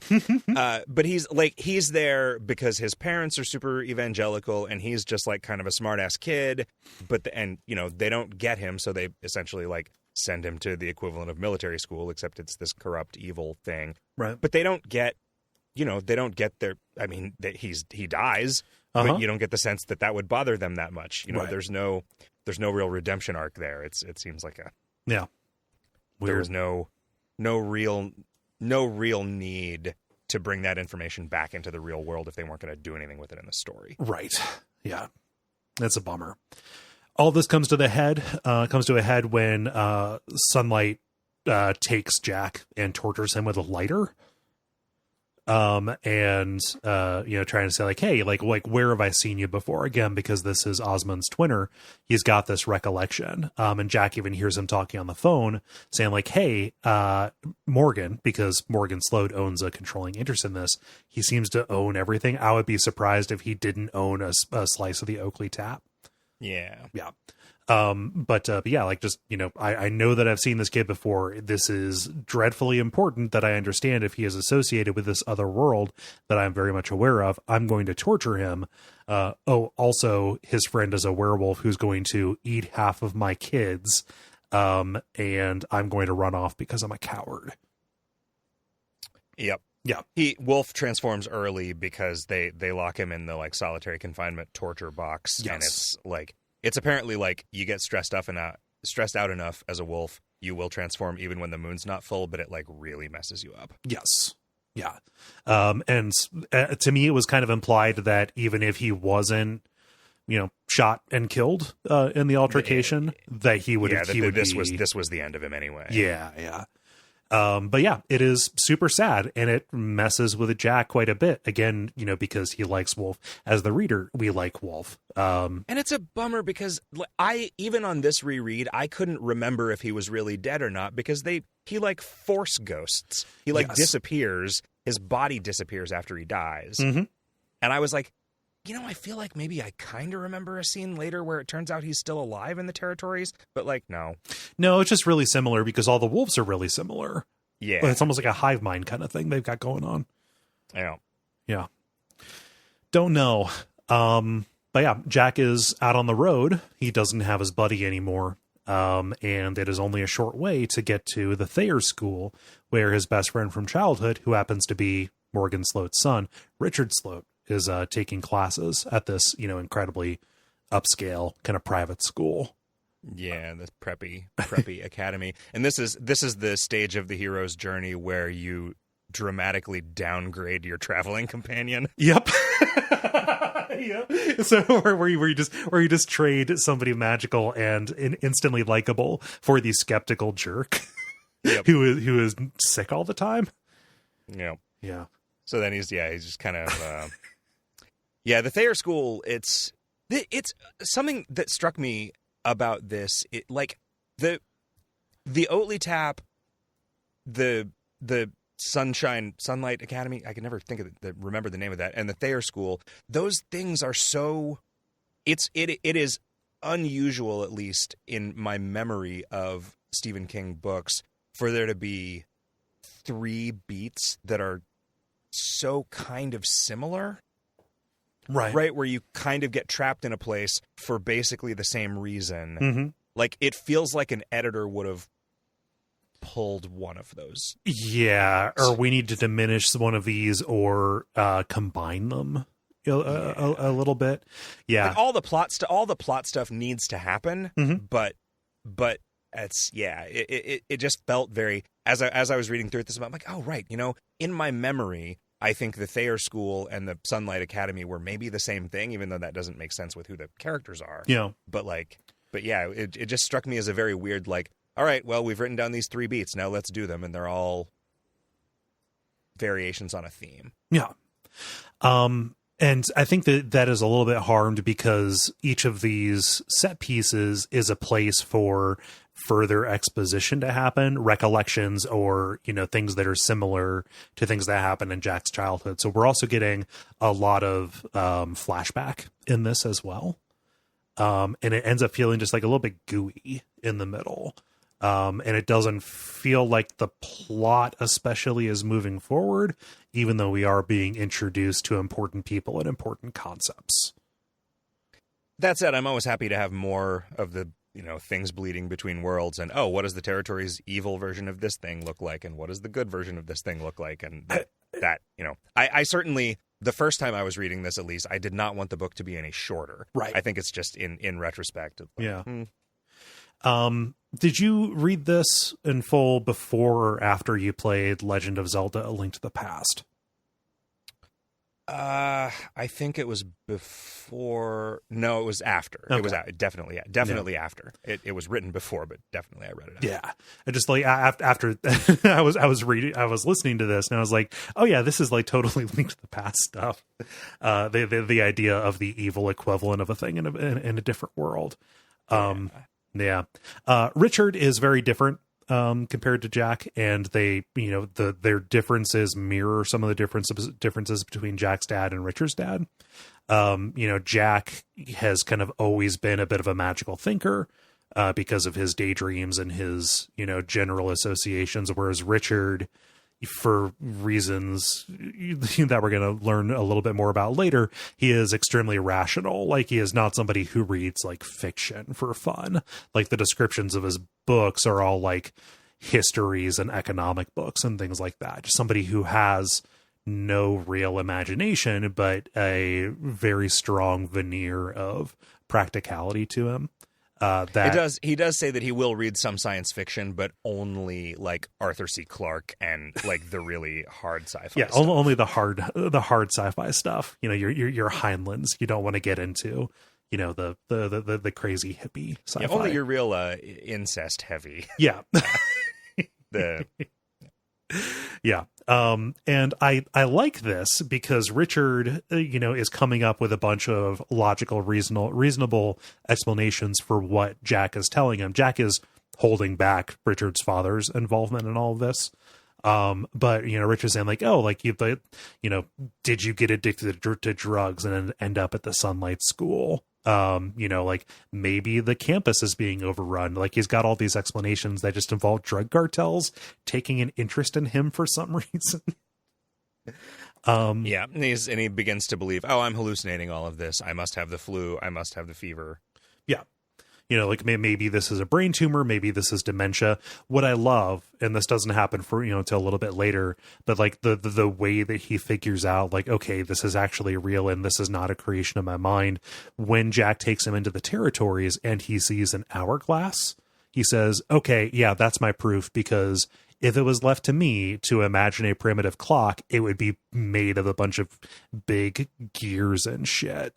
Like, I would not imagine something as simple as an hourglass. Yeah, it never would have occurred to him something that simple. Yeah, that was such a good little character moment. Yeah, like that quite a bit. Don't care for Richard too much. Jack seems to care for him, so he's fine. I won't kick him. I won't say, okay, I'm not going to go to a group dinner with you guys. Jack has this sense, though, that somehow it is important for Richard to be there when he gets to the Talisman. Is that borne out? No, okay. not really. No, it turns out he's just going to be dead weight. Yeah. And a thing I have to take care of, as near as I could tell. Yeah. Although I guess he does help him at the camp they go through. Maybe one guy with an Uzi wouldn't have been able to possibly pull that off. But anyway, we'll get there. Yeah. So yeah, we'll get there. But right now they are in this school, and we see another way that the worlds are kind of drifting into each other in a very, evocative horror way. So like, I immediately keyed into this, like, oh yeah, this feels a lot like Silent Hill to me, because they are good. I haven't played any Silent Hill, but it felt to me like it was like sort of Stranger Things-y, like when you start to see the versions of the school that are in the Upside Down in Stranger Things. Like, this is what Yeah. The way it's described. Yeah. That is another good comparison, because, you know, they're locked in, you know, basically trapped in this dorm room, with with the fat roommate, watching as the upperclassmen, you know, are replaced with their evil twinners, and the actual kind of just like geography, geometry in a video game term, is just wearing away and becoming the degraded alternate version of it. So like they're in this room and they see these splotches starting to grow on the walls, and like bugs are starting to be born out of them as the building itself gets sick and the campus is overtaken by werewolves. That's so good. God, it just describes this like these wild dogs that are just going crazy, and one of them just biting the leg of a brass statue, and it's just teeth and blood flying out of its. Oh man, I don't know why my dad didn't show me that passage when I was a kid. That was really good. But the heat gets turned up way too much, and they end up kind of escaping across campus into the school's depot, because it was built on a train line. You know, Thayer, this person, was a railroad magnate of some sort, and they flip over into, conveniently, a depot in the territories where Richard Sloat has set up an electrical train that just goes all the way across the country. They find their own Blame the Mono. Yeah, which is sort of pointed at the same kind of territory that Blame the Mono goes through, and it's also kind of the thing the Trash Can Man drives back to. Yeah, to Vegas, because yeah, this is a we find out shortly after this, it's a train that's loaded up with Uzis and plastic explosive. Yep. that is going to go across the blasted lands is what this is called. This is the result of nuclear testing, specifically above ground nuclear testing that had gone on, that, you know, over in America, you know, just irradiated parts of the desert. Over here, that magnified to basically make the entire West Coast, you know, a place full of mutants and fireballs. And they get all this exposition from, you know, a railroad worker that they meet called Anders, who describes, you know, blasted land sickness, which is just radiation sickness. Yeah, and the weird thing, it's a lot like the way that the stuff is described in the Wastelands, and even some of the, like, being on a train with weird mutants on either side of you is also right out of just The Gunslinger. Yep. Which came before this. But those fireballs just really feel like he'd also been playing some Pac-Man when he wrote this, because, like, what is that? I don't know. I'm not aware of a situation that would just lead to unmotivated fireballs. Just moving around, like, sometimes switching directions. Like, all right.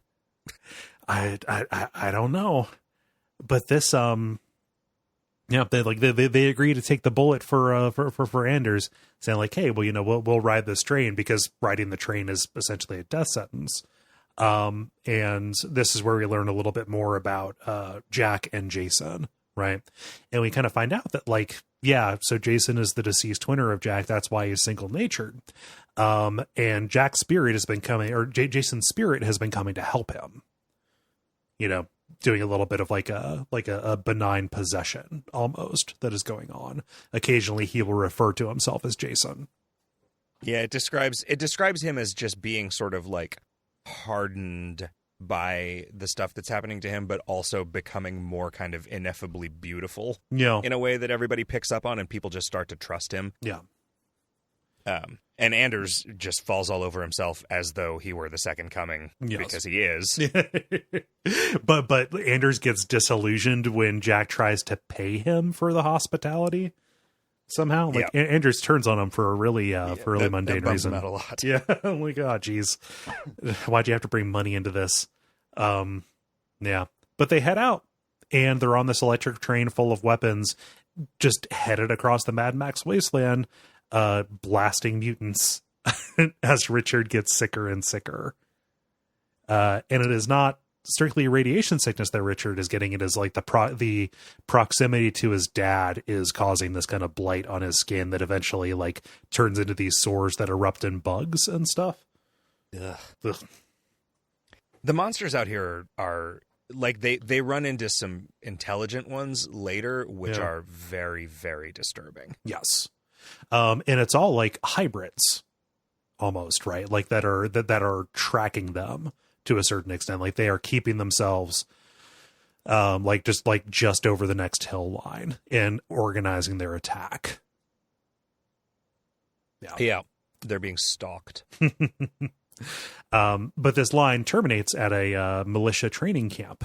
Morgan Sloat owns one of these too. In fact, he used to bring his son to the one in their world.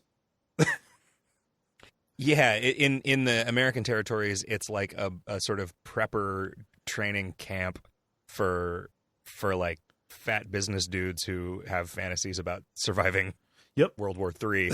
But yeah, in the territories, it's a place for Morgan to train everything that they've done to describe werewolves. The fact that they then have them doing jumping jacks at this camp, it's like, dude, I don't think that's necessary. Like, these guys can run hundreds of miles without stopping. I think you're probably going to be fine without the calisthenics. Oh, I remembered another female character. Oh, there's that lizard woman, that lizard man thing that they're like, oh crap, that's a lizard woman. Yeah. Oh, just the vestigial, like she's halfway through transformation and like it's got scaly breasts that are bouncing up and down. Yeah. Just some bouncing titties on a crocodile monster. Cool. Yeah. And when is it at the camp or is it in the town around the Black Hotel where there's the nude skeletal woman who is the crazy nude lady. Yeah, with the chainsaw nipples, who is like ripping out her hair and offering it to people saying, "Hey, have a bouquet." Yep. Yeah. Okay. So 4.5 to 5 that's five women. women. Yeah. Oh, geez. So this is a big action scene. They've got these Uzis. This is fine. Zach, I don't think the action is very well described in this. Yeah, it was just like, it's kind of like a video game in the sense of like, first I shot one dude, then I shot another dude, then I shot another dude, then I shot another dude, then I shot another dude. Like, okay. Like there are times, especially like when they're talking about like beat to beat, and this doesn't always happen, but sometimes in the descriptions of these actions, it feels like an R.A. Salvatore kind of problem, where he gets so into describing Driz, scimitar moves, or when he writes Star Wars, like he's all about describing every single leap and turn in a lightsaber fight. That like, although at least that probably that stuff had the excuse of having been a Dungeons and Dragons campaign where what he's describing is just a tactical miniatures battle that they like. Yeah, it's like they were pushing little soldiers around to figure out what was going on with this sequence. Yeah. Yeah, I just I prefer maybe a more abstracted action scene. Yeah, there could have been a highlights reel. Yeah, like compare this to understand this is decades later, but like the shootout at the beginning, or the shootout that happens when Roland and Eddie go to the gas station in Song of Susanna, where there is combat happening in that, but it is mostly a vehicle for dialogue, and the combat is happening kind of as an ambient kind of background detail. And I feel like even the shootout when they go to Balazar's in the Drawing of the Three, even though I read the shootout that we're talking about now this morning, I don't remember any details from it really. Yeah. And that Balazar one, it's been 10 years since I read it, and I can just see it in my mind. Yeah. I can. That was written only like 3 years later. Maybe this is another Straub. Possibly, yeah. Like I can picture in my head like the wood paneling just getting shredded off of those walls, and here the only detail I have is the weregoat Elroy just being dispatched, instantly by an Uzi, and they clear everybody out. The one detail that I like here is Osmond's son. Yeah, who's just a like, well, I don't he like. He's a pathetic mutie who has half of a face and part of him has been tentacleified. Yeah, I picture he's like a meatwad or something. Like just kind of like a sad blob. Yeah. who they just end up killing, or Jack ends up killing him with a silver coin. Yeah, this is the part of the hero's journey where he starts using up all the charges in his magic items. Yep. So he uses the coin to kill it, because let's see, that's Sunlight Gardener's son who's come across, or is that so that is Sunlight Gardener's son's twinner. His twinner. Okay. Yeah, so Sunlight Gardener's actual son over in the American territories, he was a student at Thayer who was a psychopath. Like Richard definitely saw him torturing animals, things like that. And over here, what's his name? Osmond had just kind of like parked his son in the Blasted Lands, and this is what he became. When Jack kills this son over here, over in the American territory, Sunlight's son has a seizure. And passes away. Right. Yeah. So, and that causes Sunlight to lose what was left of his mind, basically. And every word is either axiomatic or, bad boy, baddest bad boy. Yep. bad boys. We're almost there. Like the plot train, the literal train stops moving right as the plot train starts moving real fast. Yes. Because they get out of here, and we get a little bit of exposition. So Richard says, like, yeah, I know more of this than I let on. We get this last exposition dump talking about how at one point in the past he had followed his dad into the territories and was attacked, and this caused him to just completely shut off anything that would allow for the existence of what he calls Seabreeze Island stuff, referring to a time when they talked about this on vacation in a South Carolina island. And he's seen like a lot of these people before. Like, he has seen Sunlight and he has seen Osmond and known that they are, roughly similar, that they have appeared, around Morgan. And this is around where we learn that, like, yeah, Jack's father's Phil, it was a hunting accident. And in stories, a hunting accident is never a hunting accident. Morgan had hired Osmond to do the deed for him. Yeah. And that's confirmed. I mean, I think like Jack had pieced it together and assumed that he had been responsible for it, but Richard confirms it. Yes. Yeah. And we also learn, Morgan wants to kill Jack and very nearly did. Like, there was a flashback earlier in the book about how when Jack was 6 months old, he had stopped breathing in his crib. Morgan had tried to suffocate him, but was brought back to life. They had gotten him to the or done CPR on him, and that brought him back. Whereas in the other world, Jason was not so lucky. Yeah. So they get to Point Venuti, the kind of just ruined, like wildfire ravaged town around the Black Hotel. And we've been hearing like tell of this place that the Talisman is housed in and how foreboding it is. And this is another place where the worlds are kind of bleeding together. The description of this just ruined seaside town is Italian chef fingers. Kiss, whatever you say that. Very, very good. Even down to the crazy naked lady wandering around dancing. Yep. Like, that's real evocative. Mm-hmm. Just alone in the middle of the street. Yeah. Incredibly good. Even the Black Hotel itself is incredibly my shit. Because, even on the outside, every time they look at it, it begins to change. At one point it looks like it's a gigantic castle with parapets and stuff like that looming over the town, dwarfing it. Then it turns into like a Victorian kind of thing. I'm always going to be down for ever shifting malevolent architecture. Yeah, just growing on its own. Very, very good. This place is great. And I wish they had spent more time here and less time in the three similar locations as part of it. Yes. This feels like it's but I don't know, maybe the magic of this would be destroyed if you saw more details of it. Yeah. And I think that I think that just the nature of writing to describe what's going on here means that if they had done a lot more of it, it may have gotten more fatiguing. Yeah. Because we're firmly in like anything can happen territory.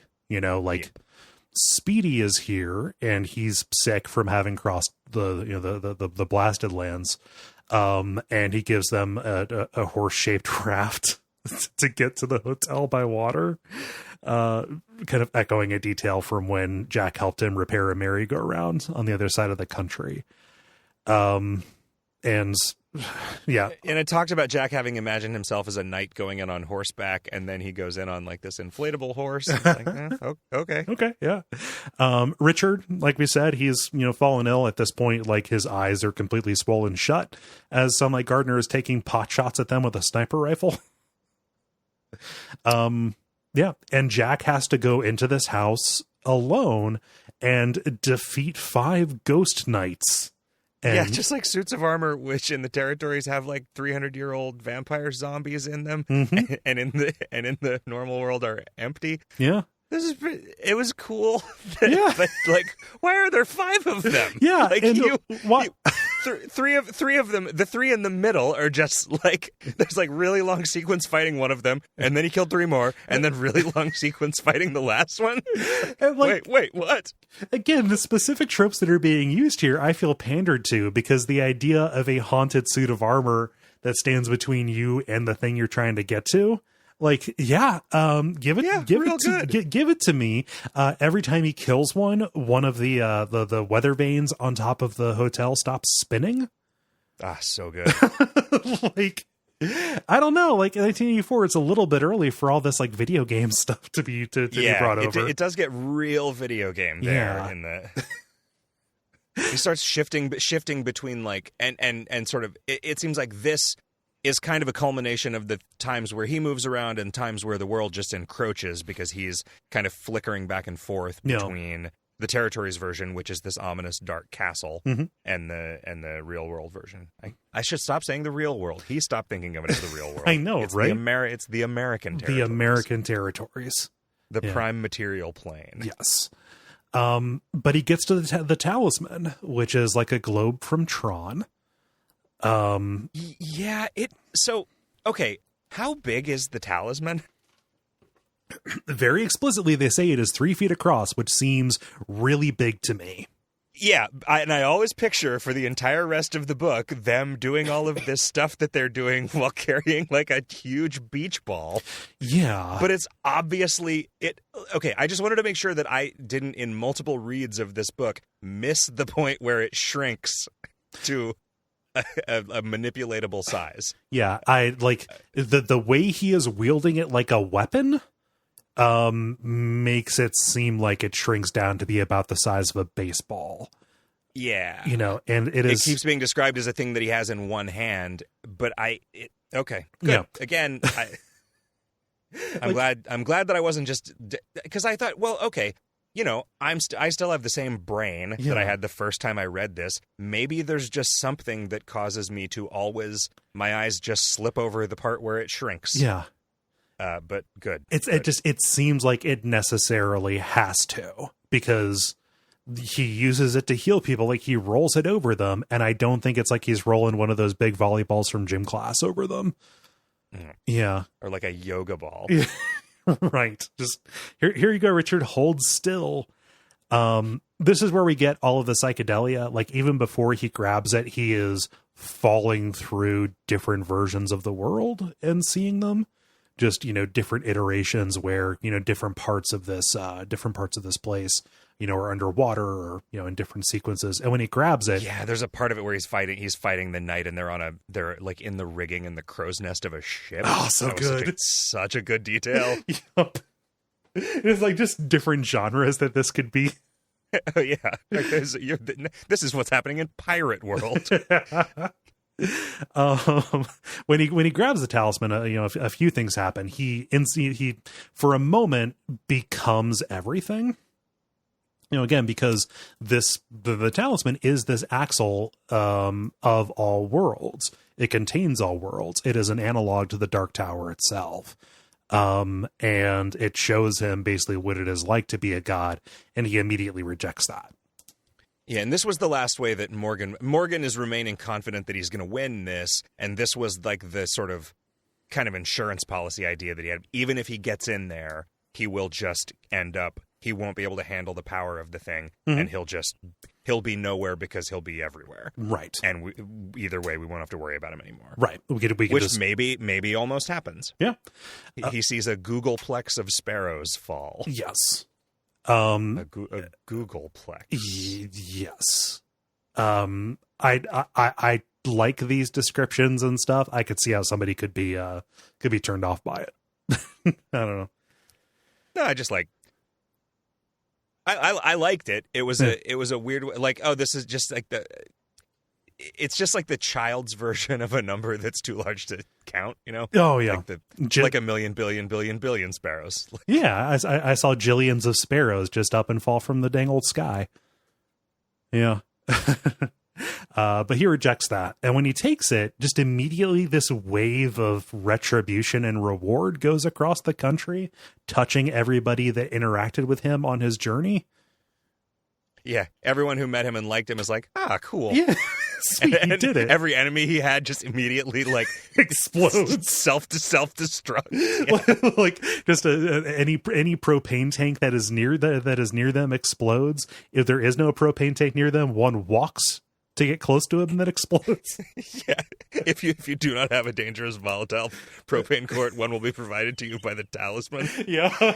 That was not exactly the sentence that I was trying to say, but you get that. Yeah.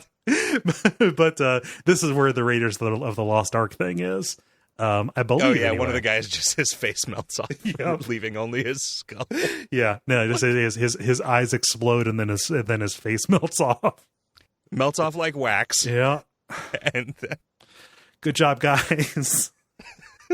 I liked this because to me it just evokes one of my favorite things from the expanded version of The Stand, the no great loss section, which is just straight up said here. Like he just says like, oh, no great loss. Like, okay, yeah, this is before that edition was released, but again, these ideas are here and they pop up elsewhere. And so Jack, he's got this now. You know, he has this, world within all worlds. And he uses it to heal Richard. And this leads to this big final confrontation on an earthquake-torn beach. Everything has, most of the other enemies, most of the minions have been dispatched by the earthquake. So it is just Jack and Sunlight and, Richard / Morgan Sloat. Yeah. And Sunlight gets dispatched pretty readily. Oh yeah. Because the Talisman catches the glint off of his sniper rifle scope and then sends it back at him, causing his gun to explode.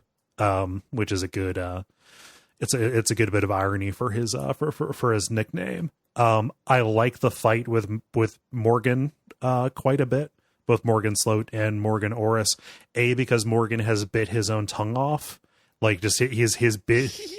He puts his thumbs in his ears and goes like blah, blah, blah, blah, at Jack, but he's so mad while he's doing this stupid thing that he bites the end of his tongue off. Yeah. Incredibly good. But Morgan is kind of like flipping back and forth between worlds and between being Morgan of Orris. And he is doing this in order to freak Jack out. So Morgan is going away in our world, and it seems like he's teleporting everywhere. No, he's just flipping back and forth between realities, and the time dilation makes it seem like that, or the distance dilation makes it seem like that. Yeah. So Jack flips over and uses the Talisman to deal with Morgan of Orris and his lightning rod key, what have you. Yeah, that was it. I don't know that we mentioned that. There's a scene described where Sloat in the real world is just at a thrift store in some random town and sees a tin soldier, and he buys it for some reason because he thinks that the key in its back is important. And the key turns out to be a magic wand that shoots lightning bolts in a just very video gamey kind of way. Yeah, incredibly D&D. Also, it's just described as a lightning rod, which, like, dude, that phrase already means something, and it's not this. Exactly. Like, a lightning wand? Well, a wand would make sense. Yeah, no, they're just like, and they say like, oh, it comes to a point as if the shape of a lightning rod. Like, yeah. But Morgan's down. like they've got the talisman. It's good. And they get to rescue Speedy, and they flip over the territories to meet Parkas, who looks like a younger brother of Speedy, who gives basically more exposition. I can't remember. Is there anything important that happens here aside from just like, hey, good job on your quest? He tells him where to go next. Yeah. And to meet their ride, Yeah. basically, and says, "I'd come with you, but I've got a bunch of people to go kill." Yeah. before they get wind of the fact that Morgan's dead and head for the hills. Right. Before they go to ground. Yeah. Because he tells them that Speedy Parker is not going to die for quite a while yet, so that's nice. Yes, that's good. Speedy is a good guy. I believe in Black House, Parkas is retconned into being a gunslinger. Okay. Yeah. Knights. It's fine. I need to actually read the book to understand to understand if that is bad or not. But yeah, so they go. Yeah, so good. I just don't. I read Black House when it came out, and I don't remember anything about it. That's my indictment, I guess. It was not foundational to me the way that this one was. Right, so. right. You're not the only person I've spoken to who said that. Like when Jeremy Greer saw that I had Black House on here, I was like, man, I read that book. I have no idea if that has any Dark Tower relation. And I was like, it seems pretty important to it. Like, yeah, I just no idea. Mm. So apparently that book is just Teflon. Yeah, it's like a Harry Potter 5. Yeah. Like where it's like, okay. I remember it being heavy and me reading the whole thing. Yeah, that's it. It's on my shelf. I can't deny that it exists. Yeah. So they go meet the ride, who is just one of Wolf's litter mates. Jack gets his hope up, thinking that it is going to be Wolf. Turns out that Wolf's mom has another litter somewhere around this point. With one male. Oh, yeah, so that was one of the good things that happens. Yes. Is I guess postmenopausal werewolf lady has another set of puppies. Maybe, yeah, one of them male. So maybe Wolf's going to be back in 16 years. I don't know. Oh, yeah. Okay, right. But they've got a briefcase full of cash and a werewolf who will drive them back to the other coast while listening to one song, "Run Through the Jungle." Just constantly listening to Creedence. Run Through the Jungle. It's so good. It's a good song. Wolf heavy. Yeah. So, oh man, I really like how they show you this. This is from earlier, but the bad werewolves, they talk like the normal, like the good werewolves, but just with way more profanity. Yep. It's really good. Yeah. I love the good werewolf, bad werewolf dichotomy. Yeah. But they get back to New Hampshire, and after a brief scary scene with Lily near death, like Morgan had arranged for her to be stranded alone, skeletal and wasted away from cancer in this hotel, dying of pneumonia. And Jack arrives just in time for the talisman to split open and issue its energy into her, reviving her. Yeah, in a kind of a weird, like, I don't know if you read the parts of the Dune series post Dune. No. But this kind of reminded me of a part of that where it's like, oh, this is like becoming a weird skin, and then Jack is like, hey, there's a vagina in there. Yeah. Like, what is this, dude? I don't know what the implications are for this, because like the idea of like this new birth or whatever, I can see it from a symbolism kind of point of view. It just seems really incongruous with everything we've seen so far, even with the psychedelic pseudo sci-fi stuff that has popped up. Yeah. Yeah. And it's, well, so is now Jack's mom is the talisman? I don't know, because the talisman just talisman was in her the whole time. Right. I mean, is now when she dies, does everything disappear for everybody? Maybe, because the talisman very much seems to be an echo or a twinner of the Dark Tower, just like the Rose is, or just like Stephen King is in whatever reality he's on. Yeah. I don't know. I've got no idea what it eventually becomes.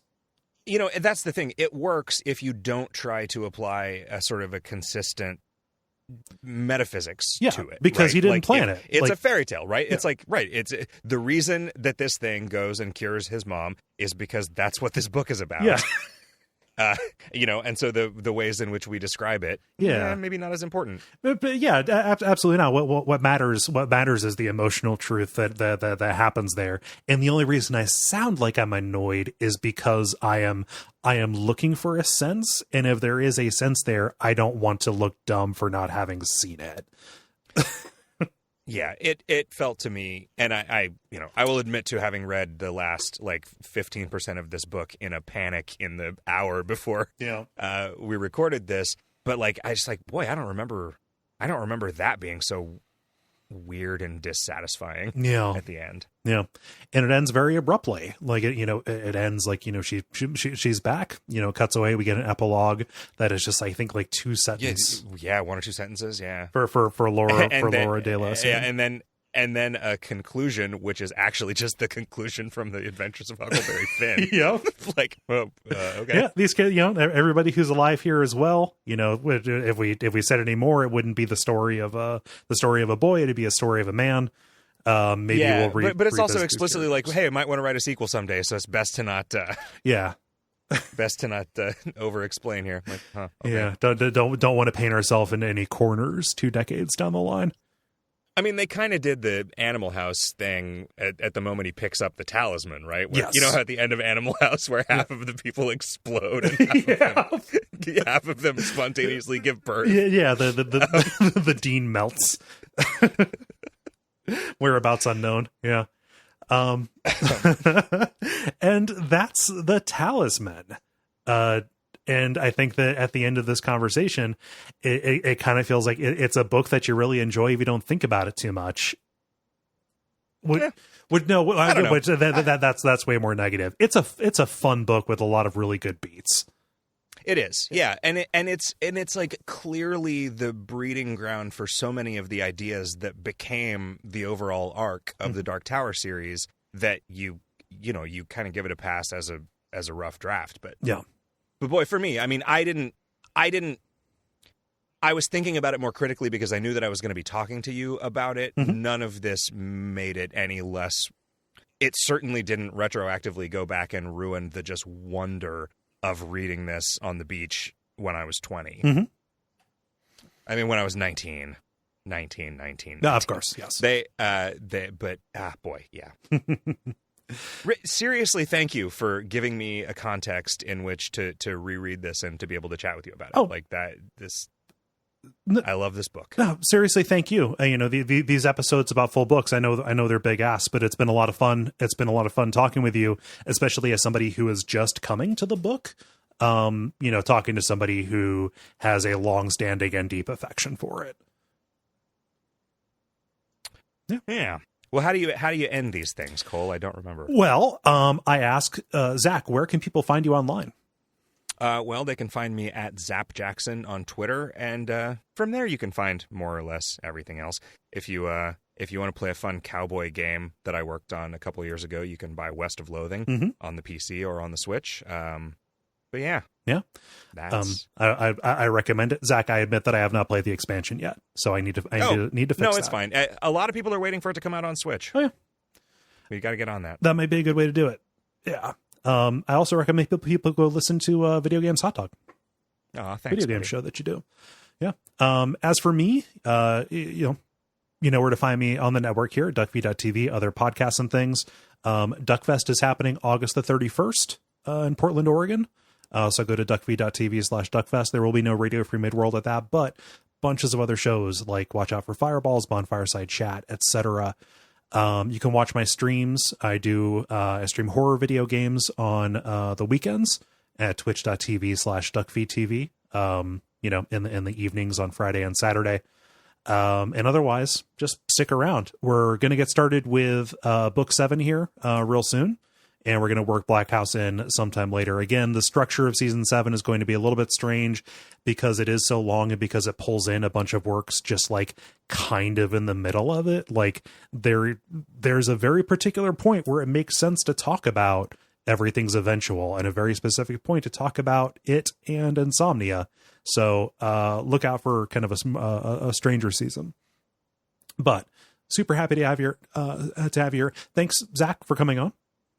Hey, yeah, thank you again. You're in the home stretch now. Yeah. So everybody, take care. We'll see you next time, and long days and pleasant nights.